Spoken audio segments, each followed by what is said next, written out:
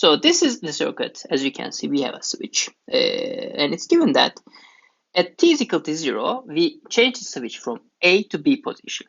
Okay, it is the basic idea, and you should be careful with the switches in this kind of examples. Okay, so we have a capacitor, so it's a first order circuit, and there's a bunch of resistors and two independent voltage sources. Okay, what we should do is, if you remember, first of all, we need to compute the initial condition V0, okay, of the capacitor. What we do is, we will analyze the circuit when t is technically is equal to 0 minus, okay, just before the t is equal to 0 minus, and we will assume that the circuit reached its steady state conditions right before we activate the switch from A to B position. Okay, so what we generally can do is just ignore the other part to just simplify other things and analyze the circuit. Okay, so under steady state conditions, okay, what happens to the capacitor? It becomes an open circuit. So technically, it is look like this. We can ignore the capacitor also,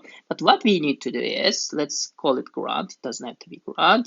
We need to compute the voltage difference from the ground and A. Technically, we need to compute VA, which is equal to V0. Okay, as you can see, it's very simple because we have a single voltage source and two resistors, and VA is equal to simply 24 divided by total resistance, 8, and this resistance, 5, because it's equal to VA, this is VA, and this is equal to 15. Okay, so V0 is equal to 15 volts, and V0 is the initial condition of the capacitor voltage. Okay, so let's move on. Okay, that's good. So what happens is, when t is equal to 0, we change the switch condition from A to B. Okay, that's good.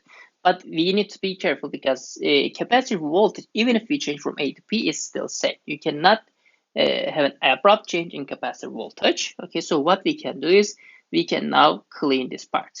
Just ignore this part. So we have a capacitor, a resistor, and a voltage source. Okay, so now what we need to do is, so we need to compute the time constant. Tau is equal to R equivalent times C. So what is R equivalent? We have only single resistor and it's independent, and we have one capacitor.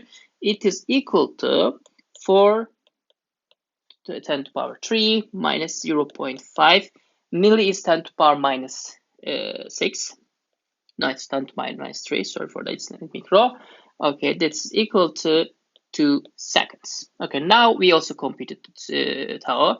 So if you remember, V0 is equal to 15 volts, tau is equal to 2 seconds. The only thing that we need to now know is compute V infinity. What is V infinity? V infinity is the steady state voltage of the capacitor after t is equal to 0. So now we are interested when t is going to infinity.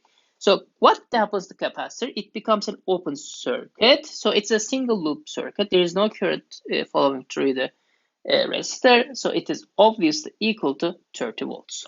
V infinity equals to 30 volts. Okay, now let's remember our formula.